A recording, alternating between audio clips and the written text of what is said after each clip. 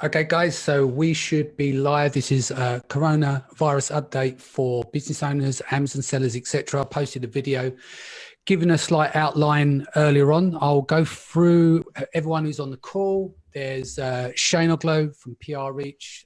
He's also a seller based in Andorra, originally from Canada. Then we've got Steve Simonson, who's one of the largest sellers that I know, is a good mentor to me, is very helpful within the community. He gets through about 500 containers a year plus, and I don't know, it's a month, a year, I've just completely lost count. So he can help with the real high-end scalability stuff. You've got Augustus Glagis. He puts on a lot of the European Amazon events. We're going to talk about what just happened recently. We just returned home from Prague. We've got Janela. She's got a deep background in PPC, so we can start looking at those sides of things with relation to products not doing so well in the market. And we also have Chris Davey. He's one of the most recognized people over. It's 4 o'clock. What's that?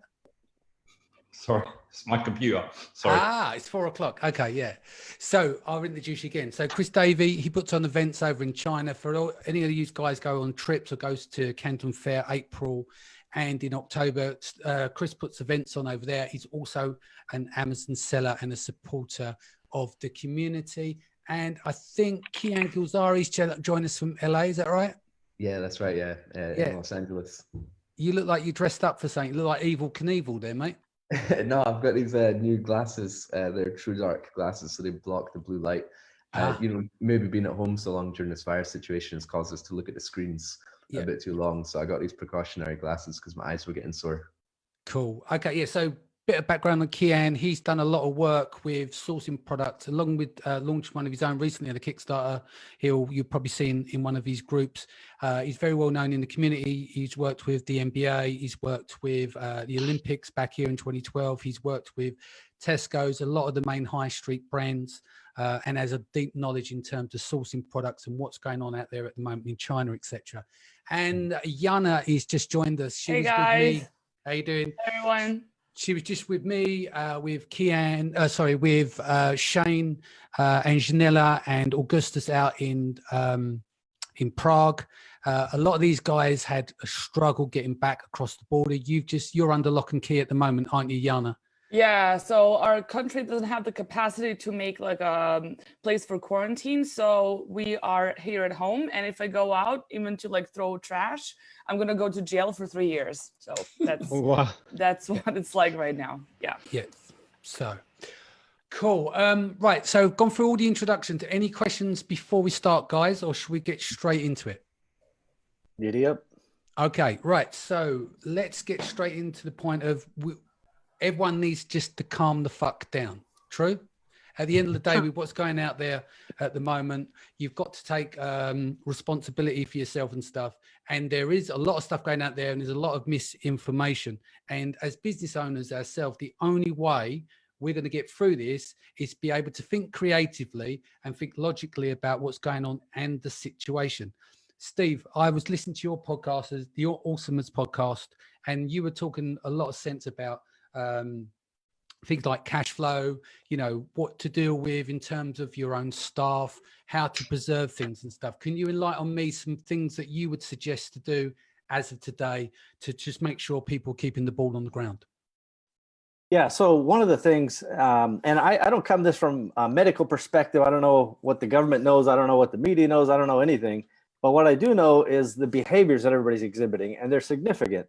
Yeah. And so my focus is, with all the uncertainty, with all the chaos, what do you do? And, I shared recently that I was planning on buying another car. My daughter's of age and she wants a car. So I was going to buy her a car. Well, I was going to buy me a car and let her drive it. But that's on hold, right? And any capital expenditure that I would make for the company, sometimes we buy equipment, sometimes we buy other things. All of those capital expenditures are kind of on hold at the moment. And because we want to preserve cash for the most important things, which includes inventory, the sustainability of our supply chain, as well as just kind of preserving our team to whatever extent we can. But we're also ready to make hard decisions. I was in business online in 2001 on 9/11, and we could watch the server log, bump it along, and then when the event happened, everything just fell away. And so we've been through, kind of crazy. This is somewhat unprecedented, but crazy things. And I just know in chaos, you better be prepared. Pump the brakes a little bit, as you said. Stay calm, but be very pragmatic about each decision you make when it comes to your cash and your capital investments. Yep. That sounds good. Couple of suggestions, Steve, in terms of data resources. I'll pop the link of the data table that you provided on one of our last call, and I'll copy that into the bottom there. Is there any other resources that you should say people should look at so you're not getting the usual bullshit fed to you, and find that balanced view? Well, the John Hopkins COVID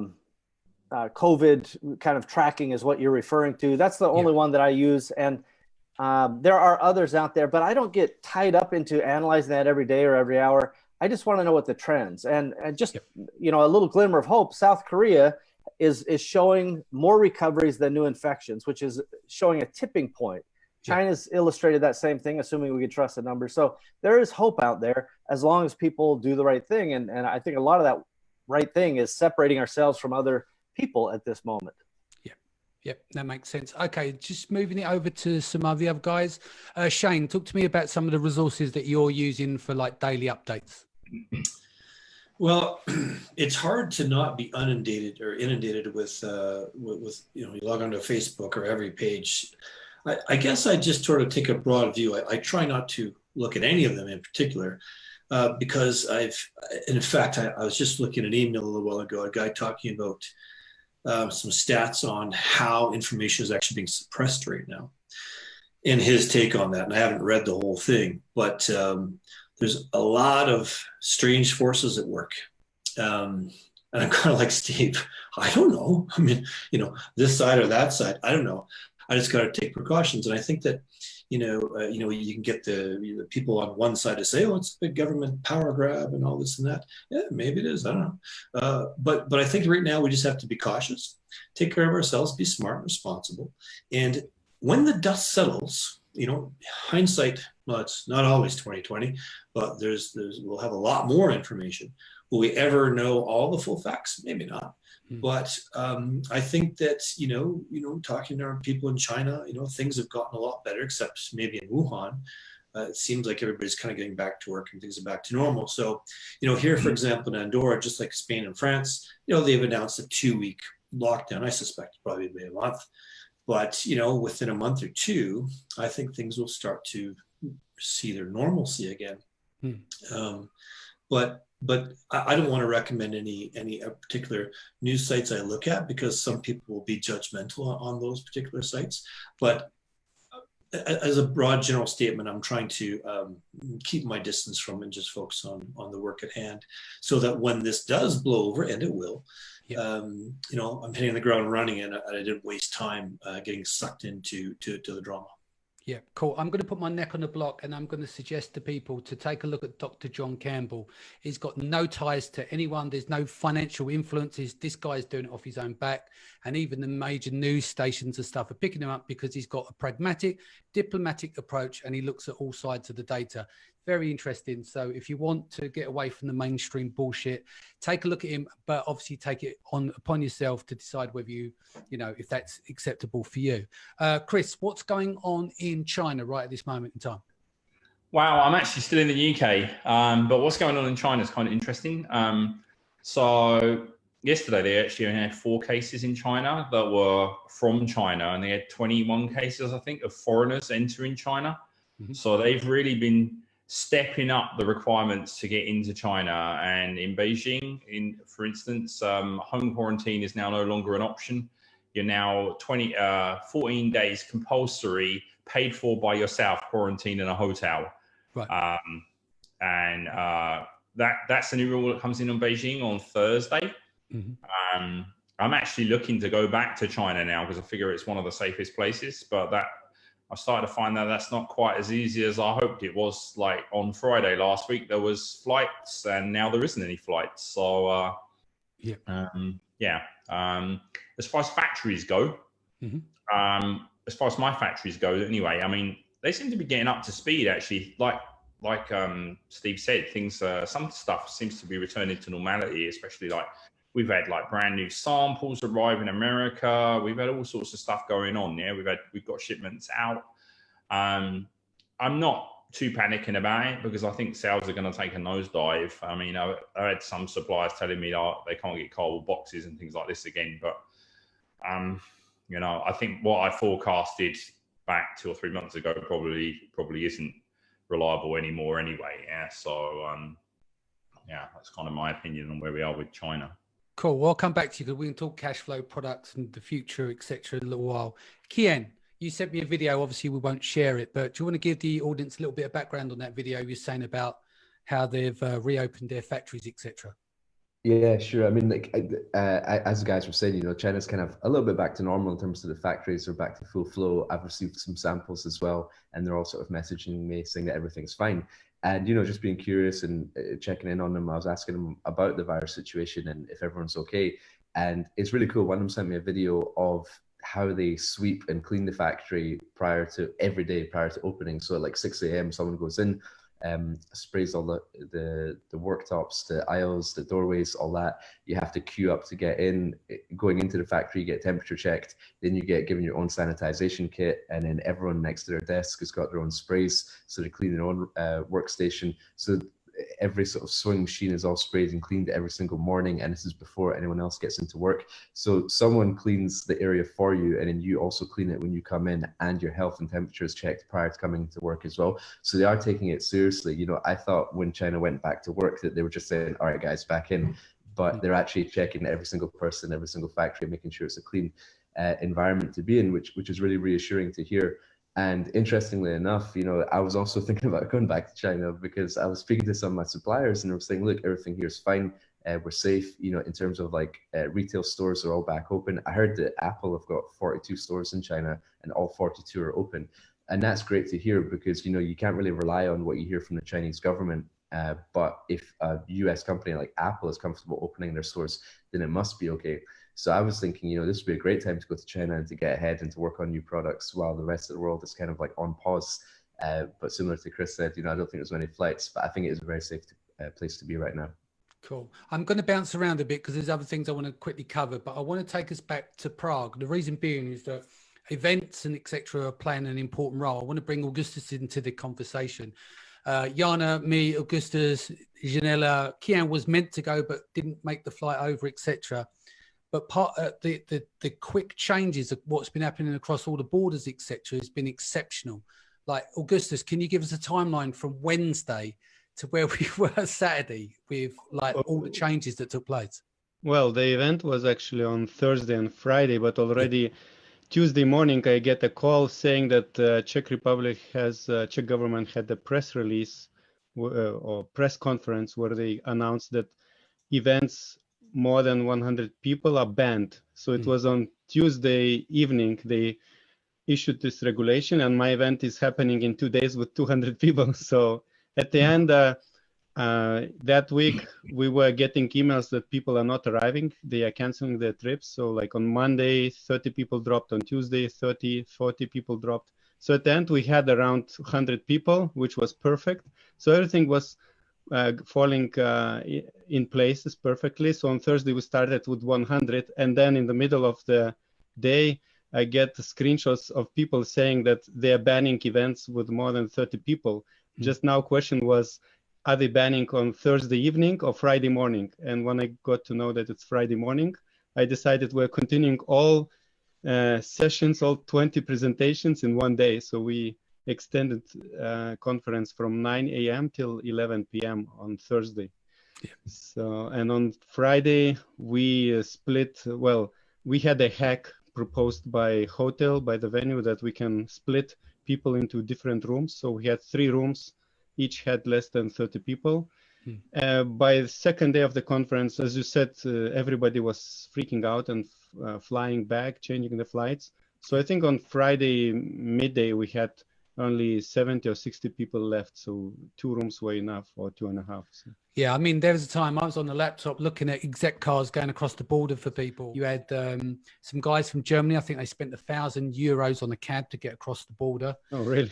Yeah, it was just absolute chaos in that sense. I nearly Yeah, they changed rented my a car for 1,000 euros to get to Germany. That was insane, honestly. Yeah, and Jana actually gave me some medication to bring, like I was a bit warm at the hotel, probably because we're a bit stressed out.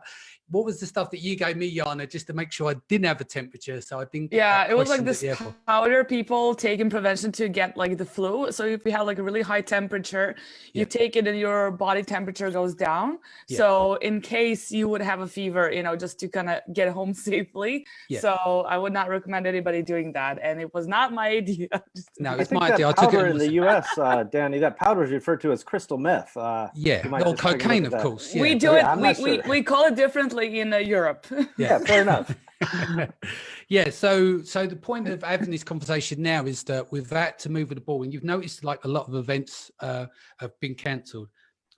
All of my speaking gigs now have all been moved to September and October. So now we've got like this crush period. I've got to work out what we're going to do with Seller Sessions this week. It's obviously a sold out event, but we'll make announcements and get that squared off. At the end of the day, people's safety comes first. That's all I care about. And then we can work from there. But anyone who's out there thinking about going to events and crowded places and stuff, just to let you know, there's a good chance that this stuff is going to change hour by hour. So you might think you're going to go to this event on Friday and suddenly everything changes. So just be aware of that and just be vigilant on that. So with that in mind, where do you see, Steve, for instance, you travel to a lot of events. I'll bring in Paul here as well. Sorry, Paul, I left you there in the background. I'll do an introduction to you in a moment. Where do you see a point of recovery where we can put Prosper Show and all these things back on? Well, as you know, several of these shows have kind of announced new dates, as you talked about in the fall, you know, from August on through October. I just don't know that we know anything yet. Last week we canceled the June event for Empowery. There's just no reason to kind of push the envelope here. And I don't think we'll know anything for another 30 days, maybe 45 days to see if that curve is flattening, so to speak. And if it is, then I think things will start to line up again. But, in January, when I started talking about I'm not going to Canton Fair because this thing is a little nutty, I still have that same feeling because everybody coming in from the world and this thing goes airborne or is airborne once you breathe it out. It's just still not the time to do it. So too early to say for me, but I'm definitely, all my travel from now through July right now has been canceled. Yeah, that makes sense. Paul, can I bring you into the convo here? Yeah. Obviously I'm not going to have any insight on, the specifics of the virus itself. What I'm paying attention to is the economics, and having been in corporate world for most of my life, this feels very real from a corporate, sort of from a economic perspective. I think the fear index has real impact, but it's not just the fear. I mean, if you understand, where I am, the schools are closed. So instead of being at full-time work, we have to be at home homeschooling our kids. Congress is currently considering a bill, which we expect to pass, that's going to allow it's going to require companies between 50 and 1,000 employees to offer paid time leave. And then there's maybe some credit mechanism against the payroll taxes.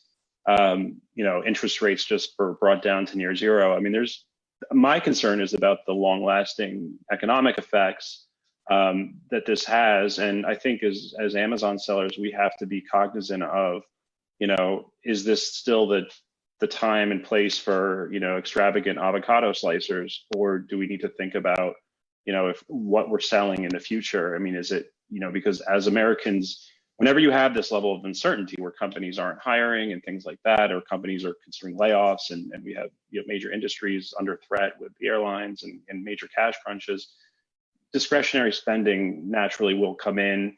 And so you're not going to see as much of that, discretionary spend. So I think, as Amazon sellers, to be prudent and to be prepared, obviously you need to have a plan for, if you're heavily vested in these products and you may see a sales drop. I think it's a reality.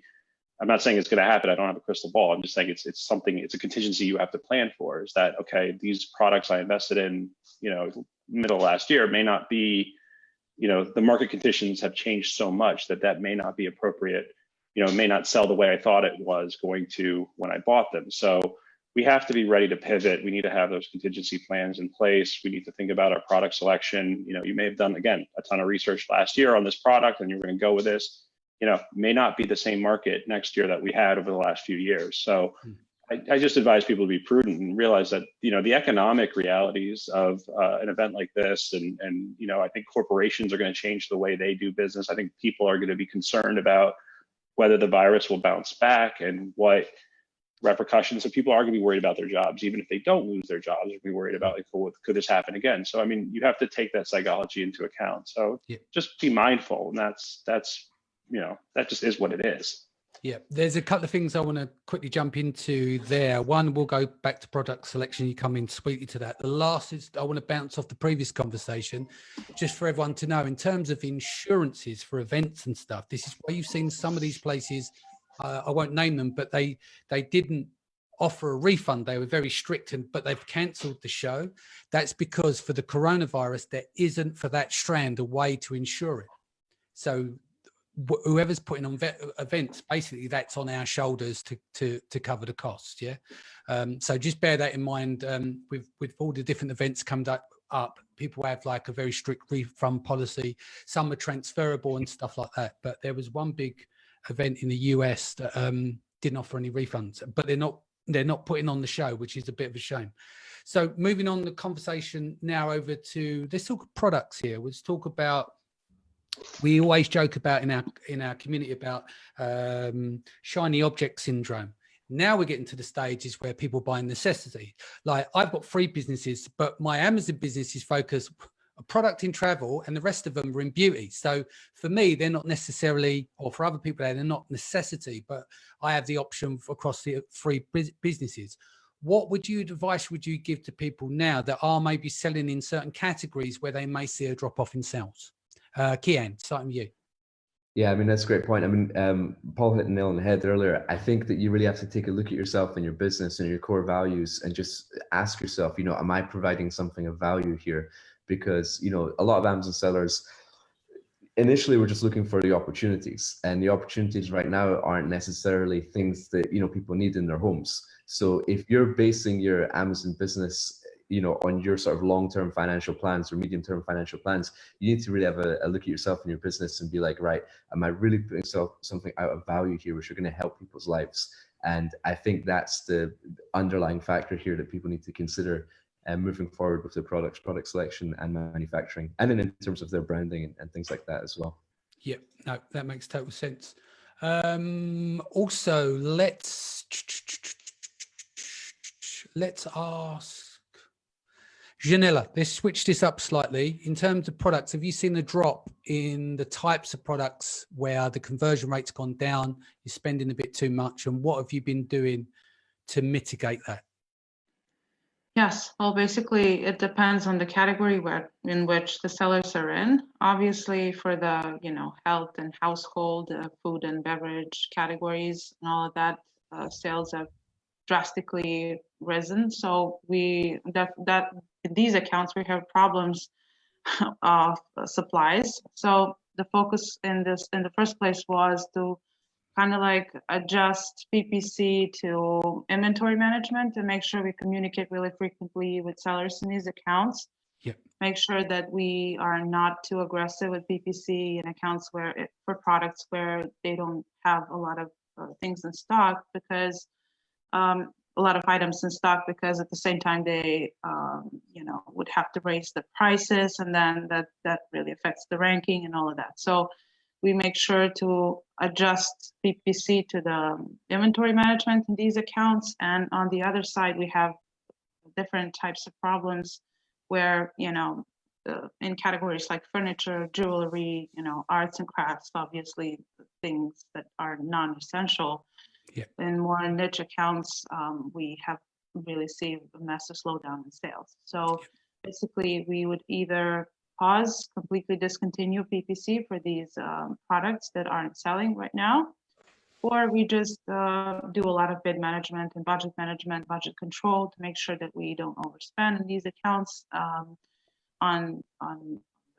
make sure that we don't lose the organic ranking as well. So yeah, that's the important part as well, isn't it? Because of the drop off in organic rank.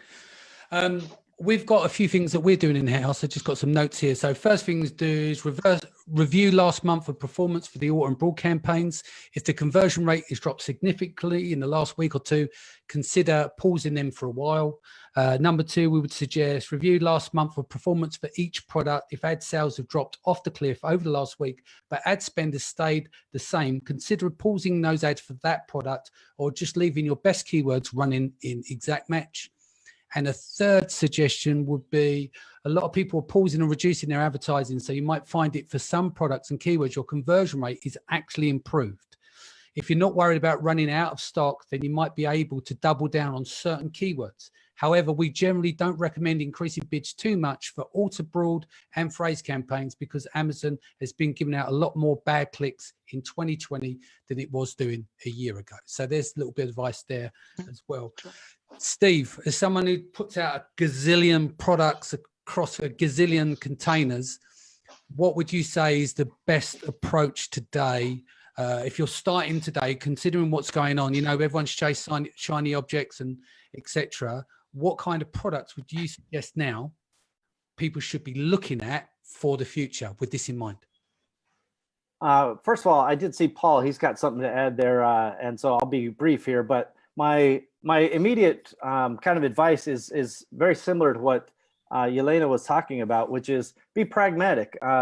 If you're going to sell a bejeweled avocado slicer, that's probably not going to be at the top of people's lists at this moment, right? So being prudent about your investments and where you're doubling down, whereas kind of more essential items, even kind of ancillary items to essentiality. So for example, maybe furniture is not getting a giant rise right now, but I guarantee a bunch of freezers are being sold around you know, the world, and there's other things like that. So if you're going to run out of stock, also be prudent, right? Make sure you're not kind of leaning in and paying a cost per acquisition. But, you know, mostly I would say be very pragmatic with your, you know, current inventories and what you decide to double down on or what you decide to continue restocking at the same levels. Know that there's a huge demand situation coming, right? We already had a kind of a supply hit, and now we're going to have a demand hit on every level because there will be massive, and this is just a free prediction, feel free to ignore it, but there's going to be massive layoffs. The United Airlines in the United States announced 50% reduction of their schedule, Delta 40%. The cruise lines are like, we're pausing for 60 days or whatever it is. Disney's all closed. Some of these big guys can afford to pay for a little bit, but not forever. Once revenue stops, there's consequences. And so please be careful and be thoughtful about what you're spending money on, what you're spending time on. And all of that said, there are still wildly positive opportunities to not just help people out there, but also to help your business. There's plenty of those opportunities, and we are focused on those, myself and my team and everybody around us. Those are ample, but just know that there's a difference between, you know, whatever it is, the fancy sunglasses and the hand sanitizer. By the way, I wouldn't buy any of those fidget spinner kind of curves, hand sanitizer, mask, any of that. I wouldn't touch it with a 20-foot pole. Well, this is what I was going to say to you. Like, I wouldn't be able to put my head on the pillow at night, but the whole sanitizer, you know, where people like chasing after these types of products. I'm like, if you know, I'd understand if you're buying them with the intent to supply at a lower price, but everyone's got to run a business, right? There's a lot of stuff going on. I totally understand that, but I don't get that mindset, and that doesn't sit too well with me. But what about innovation in products for future issues that could be, you know, instead of a mask and some sort of medical device which will help? Do you know what I mean? Rather than that kind of gorging chasing stuff. Yeah, I think that's very smart personally. And I can tell you there's some thought being given to that in several of several of our people. But I will say this, by the way, I know some people who are working on sanitizer at scale to say, let's overcome this at a low price, at a consistent long term. That's a different thing than the gougers running around. Yeah, and sell it 20, trying to 20x, triple or quadruple. And I have respect for that. But again, Paul, I saw him waving his hand. It looked like we were on the Brady Bunch. I was pointing down there. Paul, sorry, do you want to jump in here? Apologies. Yeah, I don't have the curls though. I'm not the young. I don't think I'm the youngest one anymore. So, sorry, bad Brady Bunch joke. But Steve, I'm glad you made the point about the layoffs, because I didn't want to, but I am concerned too, and that is going to change things. Something that Jelena Yelena made a point about, for example, she said arts and crafts.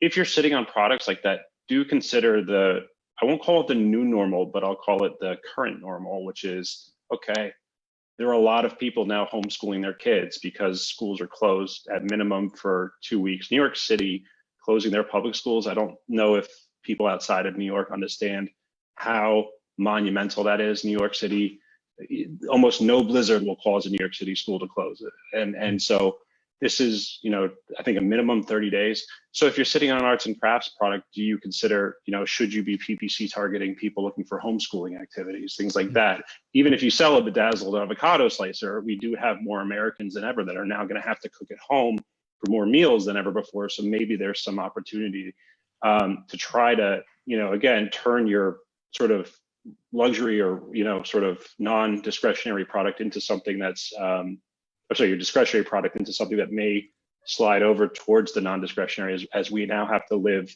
at least in the near term, in this sort of quasi-quarantine state. But again, in the long term, I wouldn't go long on bedazzled avocado slicers because, again, with the economy changing the way it's looking, people are going to be fearful. So obviously for the long term, I wouldn't do that. But definitely in the near term, you should look at your product and see, can it fit in somewhere? Is there a demand? And I could see arts and crafts, certainly in the homeschooling PPC category, something like that. You might be able to see an uptick if you're targeting those people, like every parent in America right now are soon to be as more and more schools close. Yeah, makes sense. Jana, I haven't brought you in much here. What's going on in Europe, being that you do a lot of translation work for your customers? What's going on across the board? Are you finding there's fear? People are balanced, they're pragmatic? What's the general consensus? Actually, our business has literally the past 3 weeks skyrocketed. A lot of people want to go to international markets. Italian market has been crazy. People have seen such big increase in sales. But on the other hand, some of our clients that we had, they were selling deodorants, lubricants, anything like it, which had the word gel in it or infection. Everybody got erased and banned for any sort of product that had those similar keywords in it. So a lot of people were coming back to us saying look, we have to come back because we have to sort things out. But I would say that people maybe are finding international marketplaces is a better way how to increase their business now, especially at this moment because of the whole crazy situation in Europe. I think it's worse in Europe than in the States at this point. So I think people are just finding it as a good way to increase their sales. As I said, I came back home, I was behind my emails and my email literally exploded. So I would say that people are finding a good opportunity for themselves. Definitely. It's Yelena had a really good text today. She made a post and it was the ones who can adapt, they will profit, and that's it. So